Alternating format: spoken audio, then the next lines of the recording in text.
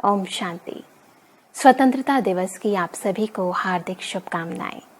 15 अगस्त 1947 ये वह दिन था कि जब 200 वर्ष की गुलामी के उपरांत अनेक स्वतंत्रता सेनानियों के तन मन और धन के बलिदान के फलस्वरूप भारतवर्ष को स्वतंत्रता प्राप्त हुई। सच में ये स्वतंत्रता बहुत ही कीमती है, परंतु आज इतने वर्षों के उपरांत फिर ये सवाल अंतःकरण में उजागर होता है कि क्या वास्तव में हम सभी स्वतंत्र हैं? क्योंकि स्वतंत्रता यानी हम जो चाहें, जैसा चाहें वैसा कर सकें, जो हमारी इच्छा हो उसी अनुरूप हर कार्य सफल हो। परंतु अक्सर इंसान के मन में ये प्रश्न उभर कर आ जाता है कि क्यों हम जो चाहते हैं वो हो नहीं पाता। हम देखना कुछ और चाहते हैं परंतु देख कुछ और लेते हैं। गलती से हो गया, गलती से सोच लिया, इच्छा नहीं थी, भाव नहीं था, परंतु हो गया। इस प्रकार के प्रश्न अक्सर हमारे मन में उजागर होते हैं और ये सोचने पर मजबूर कर देते हैं कि क्या सच में हम स्वाधीन हैं? क्योंकि स्वाधीनता अर्थात स्व को अधीन करना, अपने संस्कारों को, अपने स्वभावों को, अपनी कर्मेंद्रियों को अधीन करना। परंतु अक्सर हम देखते हैं कि इंसान इन कर्मेंद्रियों के अधीन होकर कुछ ना कुछ गलत कर्म कर देता है और जिस गलत कर्म का गलत फल होता है और इंसान को बाद में पश्चाताप करना पड़ता है। इसे यथार्थ रीति समझने से पूर्व मुझे एक कहानी याद आती है। एक बार एक राजा था, उसकी 4 रानियां थी और जैसे कि हर कहानी में होता है, राजा अपनी छोटी रानी को बहुत अधिक प्यार करता है। उस रानी को जब भी किसी चीज की जरूरत होती है, राजा रात हो या दिन कुछ नहीं देखता। उसे बड़ी रानी, उसको भी राजा प्रेम करता है, इसलिए जहां भी कहीं जाता है, चाहे वो कोई मीटिंग हो या पार्टी हो, उसको अपने साथ लेके जाता है। उससे बड़ी जो रानी होती है उसके पास राजा कभी कभी जाता है, या तो वो रानी कभी बीमार हो जाती है तब जाता है, कोई फेस्टिवल त्योहार होता है तब जाता है। परंतु जो सबसे बड़ी रानी होती है उसके बारे में राजा कभी सोचता भी नहीं और ना ही उसके पास कभी जाता है। एक बार राजा के पुरोहित ने राजा की जन्म कुंडली देखी और राजा को बुलाकर कहा कि हे राजन, आपकी जन्म कुंडली के अनुसार आपके मृत्यु का समय अति समीप है, तो मृत्यु से पूर्व यदि आपके मन में कोई अंतिम इच्छा हो तो मेरा ये परामर्श है कि आप उस इच्छा को पूरी कर लें। तो बहुत सोचने के पश्चात राजा ये निर्णय लेता है कि क्योंकि मैं राजा हूं तो मैं अकेला नहीं मरूंगा, मैं किसी न किसी रानी को अपने साथ जरूर ले जाऊंगा।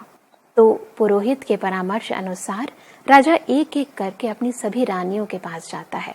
तो सबसे पहले जाता है अपनी सबसे छोटी रानी के पास, यानी अपनी सबसे प्रिय रानी के पास, और उस रानी से पूछता है कि हे रानी, क्योंकि तुम मेरी सबसे प्रिय हो तो मेरी ये अंतिम इच्छा है कि तुम मेरे साथ चलो। तो रानी राजा को बड़े गौर से देखती है और कह देती है कि हे राजन, मेरी उम्र अभी बहुत छोटी है और मैं नहीं चाहती कि मैं इतनी जल्दी मृत्यु को प्राप्त हूँ। तो वो राजा से माफी मांग लेती है। तो राजा को बहुत दुख होता है, परंतु फिर भी अभी 3 रानियां और थी, अतः राजा निराश नहीं होता।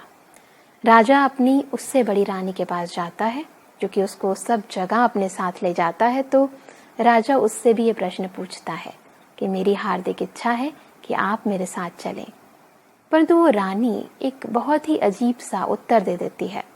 रानी कहती है कि हे राजन, अब आप तो मृत्यु को प्राप्त हो जाएंगे, मैं चाहती हूँ कि मैं अकेली ना रहूं, मैं ये चाहूंगी कि मैं दूसरा विवाह कर लूं। राजा को अंदर से बहुत दुख होता है। फिर राजा दुखी होकर अपनी उससे बड़ी रानी के पास जाता है, जिसके पास वो कभी कभी जाता था। तो उस रानी के पास जाकर भी राजा वही प्रश्न पूछता है और कहता है कि मेरी हार्दिक इच्छा है कि आप मेरे साथ चलें। रानी कहती है कि हे राजन, मैं शमशान घाट तक तो आपके साथ चल सकती हूँ, परंतु उससे ऊपर नहीं। राजा को लगता है कि अब बड़ी रानी के पास तो मैं कभी जाता ही नहीं हूँ, परंतु मृत्यु को प्राप्त हूँ उससे पहले जरूर एक बार ही मिलना तो बनता है। तो इसी इच्छा को लेकर वह सबसे बड़ी रानी के पास भी जाता है और बातों ही बातों में उससे भी ये प्रश्न कर उठता है कि हे रानी, मेरी ये इच्छा है कि मेरी एक रानी मेरे साथ चले।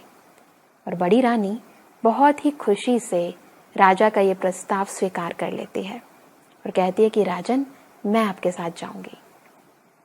इस पूरी कहानी में वास्तविकता में राजा हम हैं और सबसे छोटी रानी हमारी ये देह है, जिसके बारे में हम रात दिन सुबह शाम सोचते हैं, जिसकी हर इच्छा को हम पूर्ण करते हैं। रात हो या दिन, सुबह हो या शाम, कुछ नहीं देखते। इसके लिए क्या अच्छा है, क्या बुरा है, कैसे ये देह सुंदर लगेगी, हमेशा इसी से संबंधित बातों में हम मशरूफ रहते हैं। इसी के सुख और साधनों को जुटाने के लिए हर संभव प्रयास करते हैं। उससे बड़ी रानी है हमारा ओहदा, हमारे डेजिग्नेशन। हम ये हैं, या हमारा बेटा ये करता है, हमारा पति ये करता है, हम फलाने मंत्री हैं, हम फलाने डॉक्टर हैं। इस तरह की पोस्ट और पोजीशन जो इस दुनिया में आने के बाद हमें मिली, ये पोस्ट और पोजीशन, ये डेजिग्नेशन भी आज हमारी है, कल किसी और की हो जाएंगी। उससे बड़ी रानी है हमारे निकट मित्र और संबंधी, जिनके पास हम कभी कभी जाते हैं। यदि कोई बीमार हो जाए या कोई फेस्टिवल हो या कभी कोई काम होता है तो वो मित्र संबंधी भी शमशान घाट तक तो हमारे साथ चलेंगे, परंतु उससे ऊपर नहीं।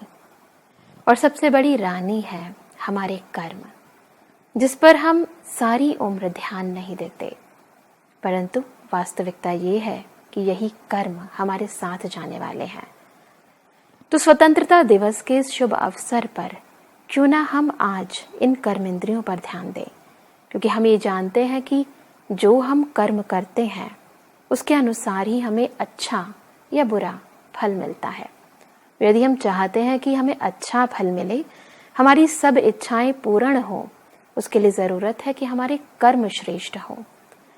परंतु क्योंकि इतने वर्षों तक हमने इन कर्मेंद्रियों पर ध्यान ही नहीं दिया, तो ये कर्मेंद्रियां आउट ऑफ कंट्रोल हो गई हैं।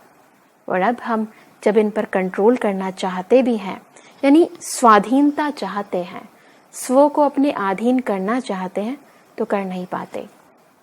कारण कहीं ना कहीं हमारी ही कमजोरी है, शक्ति की कमी है।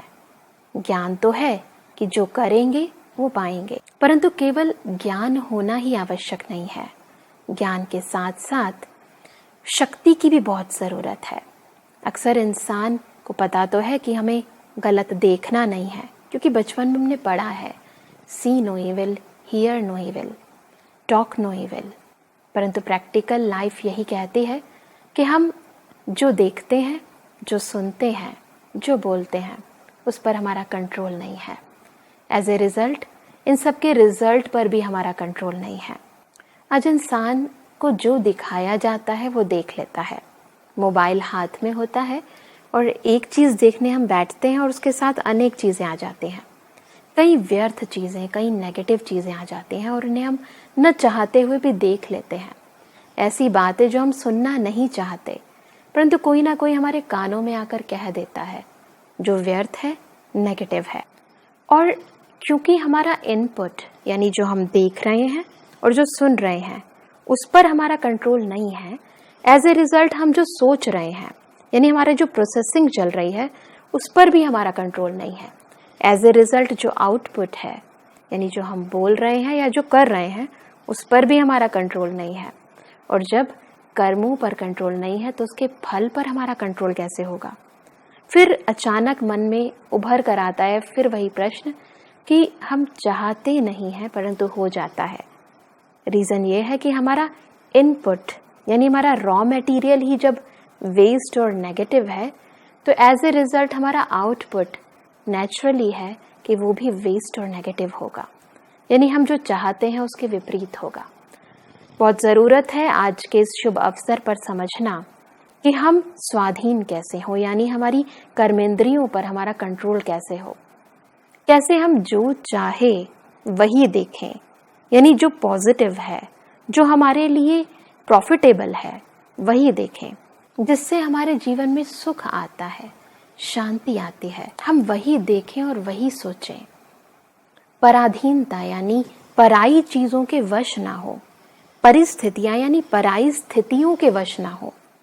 ऐसा ना हो कि कोई भी व्यक्ति का कोई भी कर्म, यानी कोई भी पराई स्थिति मुझ पर हावी हो जाए और मेरे अंदर का सुकून छीन ले, मेरे अंदर की शांति, मेरे अंदर का सुख मुझसे छीन ले। अक्सर ऐसा होता है कि हम बहुत खुश होते हैं, परंतु कोई व्यक्ति कुछ ऐसा कहकर चला जाता है कि तुरंत हमारी खुशी गायब हो जाती है और हम दुखी हो जाते हैं, परेशान हो जाते हैं। वो व्यक्ति का एक छोटा सा बोल मेरे अंदर की यानी मेरी स्वस्थिति को बिगाड़ कर चला जाता है। कारण यह है कि मेरे अंदर की स्वस्थिति इतनी स्ट्रांग नहीं है जितनी वो पराई स्थिति स्ट्रांग है। तो जरूरत है अंदर की शक्ति को बढ़ाना, अंदर की पावर को बढ़ाना। अंदर की पावर यानी आत्मिक पावर, विल पावर, आत्मिक शक्ति को जागृत करना। और आत्मिक शक्ति को जागृत करने के लिए अक्सर हम परमात्मा की शरण में जाते हैं और उसे कहते हैं कि हे परमात्मा, हमको मन की शक्ति देना, मन विजय करे, दूसरों की जय से पहले खुद को जय करे। और इस मन की शक्ति को प्राप्त करने का बहुत ही सहज साधन है सहज राजयोग, यानी परमात्मा को याद करना। इसीलिए ही भक्ति में गायन है कि सिमर सिमर सुख पाओ, कलह कलेश मिटे सब तन के, जीवन मुक्ति पाओ। यानी सच में यदि हम जीवन मुक्त स्थिति का अनुभव करना चाहते हैं, जीवन में रहते स्वतंत्र रहना चाहते हैं, तो बहुत जरूरत है परमात्मा को सिमरण करना। आज इंसान चाहता तो है कि मैं हर तरीके से शक्तिशाली बनूं, चाहता तो है कि मेरे जीवन के अंदर सर्व प्रकार की प्राप्ति हो, सुख हो, शांति हो, संपन्नता हो, परंतु उन सबको प्राप्त करने के लिए उसे क्या करना है उस बात से अनभिज्ञ है। तो स्वाधीनता के इस शुभ अवसर पर हम अपने अंदर की पराधीनता को समाप्त करने के लिए उस परम प्रिय परम पिता परमात्मा को याद करके उस शक्ति से अपने आप को शक्तिशाली बनाएंगे। इस देश को तो पराधीन से स्वाधीन बनाने के लिए महात्मा गांधी, जिन्हें हम प्यार से बापू जी भी कहते हैं, उनका भी बहुत योगदान रहा। परंतु स्वयं को इस पराधीनता से यानी अपने ही कर्म बंधनों से, अपने ही मन के व्यर्थ संकल्पों से, अपने ही स्वभावों से, अपने ही संस्कारों से, इस अधीनता से बचाने के लिए हमें उस परम पिता परमात्मा की आवश्यकता है, उस परम शक्ति के सानिध्य की आवश्यकता है, ताकि हमारे ऊपर पूर्णतः कंट्रोल हो जाए, हम वास्तविकता में स्वाधीन बन जाएं। परंतु अब प्रश्न उठता है कि किसके अधीन? क्योंकि यदि हर इंसान अपनी इच्छा अनुरूप कर्म करने लग जाए तो संसार की सारी व्यवस्था ही बिगड़ने लग जाएगी। इस देश को कंट्रोल करने के लिए प्रधानमंत्री जी हैं, राष्ट्रपति जी हैं, उनका समस्त मंत्रिमंडल है, अनेक आईएएस ऑफिसर्स हैं। वैसे ही इस देह को कंट्रोल करने के लिए भी प्रधानमंत्री हैं हम, यानी मैं आत्मा। ये ज्ञान होना अति आवश्यक है। और हमारा मंत्रिमंडल है हमारी ये स्थूल कर्मेंद्रियां, यानी हमारी आंखें, हमारी नासिका, हमारे कान, हमारा मुख, हमारे हाथ, हमारे पैर और हमारी सूक्ष्म कर्मेंद्रियां, यानी हमारा मन, हमारी बुद्धि और हमारे संस्कार। अब इन सभी मंत्रियों को कंट्रोल करने के लिए बहुत जरूरी है कि हम शक्तिशाली हों, यानी आत्मा शक्तिशाली हो। और आत्मा को शक्ति प्रदान करने वाला केवल एक परमात्मा यानी सर्वशक्तिवान है।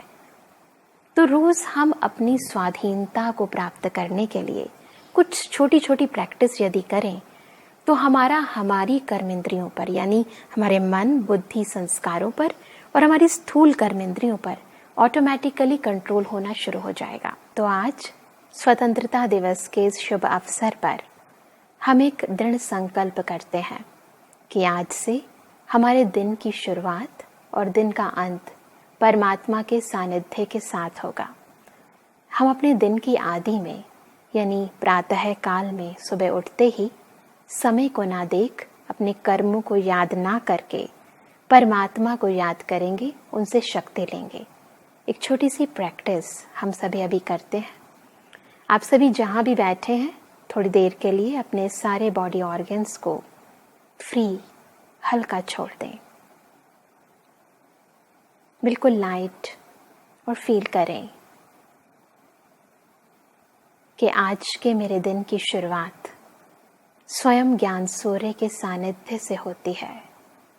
फील करें कि ज्ञान सूर्य परमात्मा मेरे समक्ष है और मुझ पर शक्तियों की किरणें बरसा रहे हैं। फील करें परमात्मा से निकलती किरणें मुझ आत्मा तक पहुंच रही हैं, मुझे छू रही हैं। जिसे पिता बहुत प्यार से अपने बच्चे के सिर पर हाथ रखता है, वैसे ही परमात्मा अपने इन किरणों के हाथों से मुझे उठा रहे हैं। फील करें परमात्मा के प्यार को और धन्यवाद करें कि उन्होंने मुझे ये दिन दिया है शुद्ध और श्रेष्ठ कर्म करने के लिए। फील करें कि परमात्मा अपनी शक्तियां मेरे ऊपर डाल रहे हैं, मेरे मन को शक्तिशाली बना रहे हैं। एक फ्रेंड बनकर मुझे अपना साथ और हाथ दे रहे हैं ताकि अपने जीवन के हर कर्म में मैं परमात्मा को अपना साथी समझकर अपने जीवन में सफलता को प्राप्त कर सकूं। फील करें परमात्मा की शक्तियों रूपी हाथ को।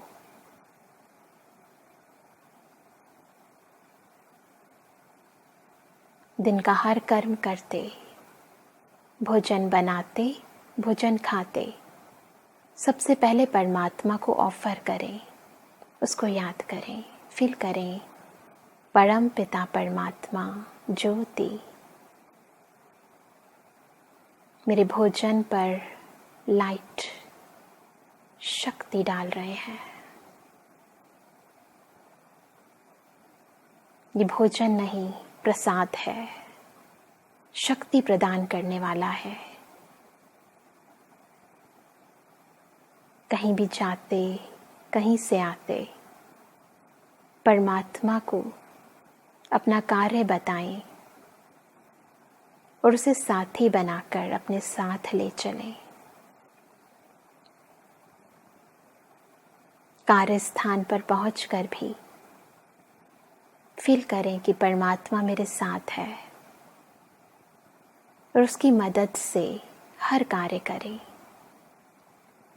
कोई परिस्थिति हो तो दिल से कहें, ओ मेरे बाबा आ जाओ, मेरी मदद करो। आप फील करेंगे कि परमात्मा की शक्तियाँ सूर्य की भांति आपके जीवन के हर अंधियारे को सोझरे में बदलने आ गई है। और जब कार्य करके घर लौटें तो भी परमात्मा का शुक्रिया अदा करें। रात को सोने से पूर्व सारे दिन की सभी गतिविधियों को परमात्मा के साथ शेयर करें। मन के सारे बोझ दिल से परमात्मा को दे दें, हल्के हो जाएं और परमात्मा की गोद में सो जाएं। इस प्रकार यदि हम हर रोज परमात्मा के सानिध्य से अपना हर कर्म करते हैं तो हमारा हर कर्म श्रेष्ठ हो जाता है। तो स्वतंत्रता दिवस के इस शुभ पर्व पर हम आज से ये प्रतिज्ञा करें कि हम अपने जीवन में ईश्वरीय सानिध्य से सच्चे स्वराज्य को प्राप्त करेंगे। अपने जीवन की हर एक पराधीनता को समाप्त कर हर परिस्थिति पर, हर प्रभाव के ऊपर विजय प्राप्त करेंगे। तो आप देखेंगे सदा आपके जीवन में खुशियों का झंडा लहराता रहेगा। तो स्वतंत्रता दिवस के शुभ पर्व की एक बार फिर आप सभी को हार्दिक शुभकामनाएं। ओम शांति।